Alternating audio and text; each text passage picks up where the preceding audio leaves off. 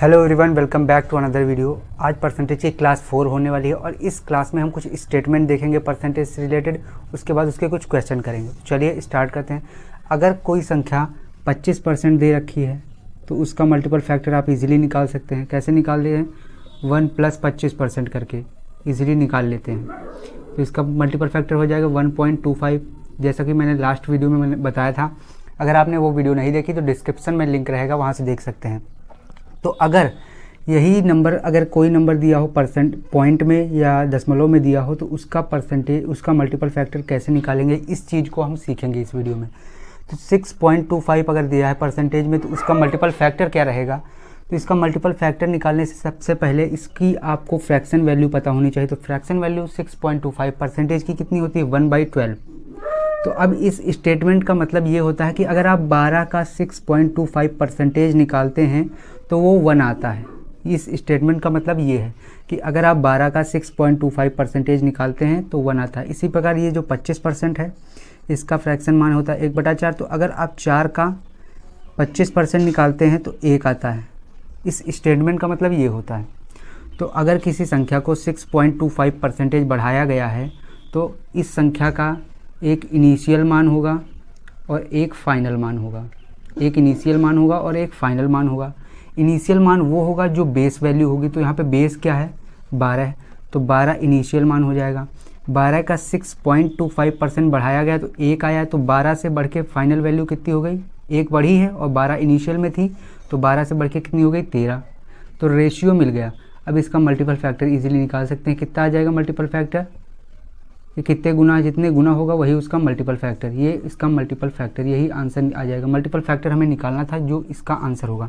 अगर दशमलव में कोई संख्या दे रखी है तो इस प्रकार से निकालेंगे। एक सवाल और देखते हैं इसी प्रकार से कि कैसे उसको हम हल करेंगे। जैसे 36.25 दिया है, 36.25 दिया है तो उसको कैसे हल करेंगे। क्वेश्चन नंबर 3 है 36.25%। तो 36 को इसका सबसे पहले फ्रैक्शन मान निकालिए। फ्रैक्शन मान कैसे निकालेंगे? 30% प्लस 6.25%। 30% का फ्रैक्शन मान 3/10 और इसका 1/12।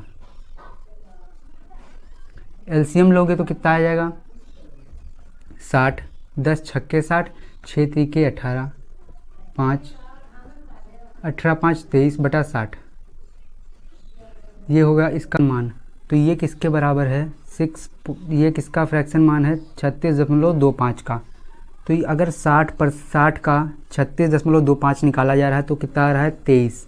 तो इसका एक इनिशियल मान होगा, एक फाइनल मान होगा। तो इनिशियल और फाइनल लिख लेते हैं। रेशियो निकालेंगे। कैसे निकालेंगे? 60 का 36.25% 23 आता है।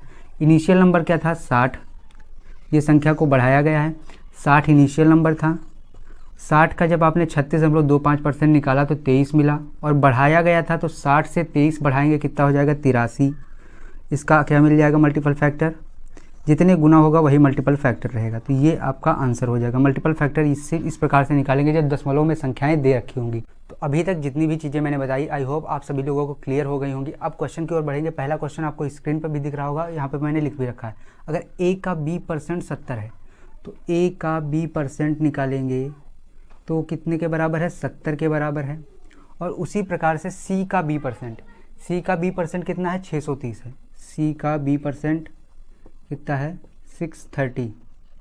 तो a और b में रिलेशन निकालना है। तो दोनों को अगर भाग कर देंगे तो रिलेशन मिल जाएगा। इससे ये कैंसिल ही हो जाएगा। तो a/c कितना मिल जाएगा? 1/9।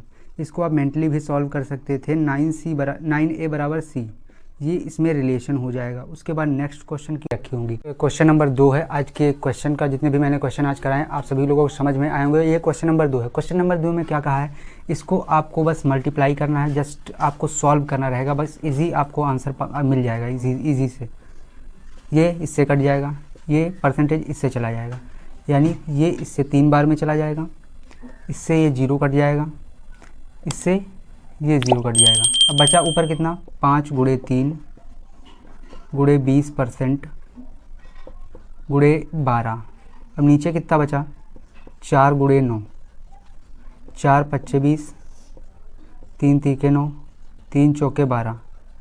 तो ये कितना हुआ? 25, 5 चौके 20, 20 5/100, इससे ये कैंसिल 2 5, यानी आपको आंसर कितना मिलेगा, 1 आपका आंसर हो जाएगा। फाइनल आंसर 1 मिलेगा। अब बढ़ते हैं नेक्स्ट क्वेश्चन की ओर, इसको आप भी मेंटली चलिए नेक्स्ट क्वेश्चन देखते हैं जो आपको साइड में स्क्रीन पे दिख रहा होगा। क्वेश्चन क्या है, यदि a माइनस बी का 75% आप करते हैं तो वो बराबर है 25% ऑफ a प्लस बी के।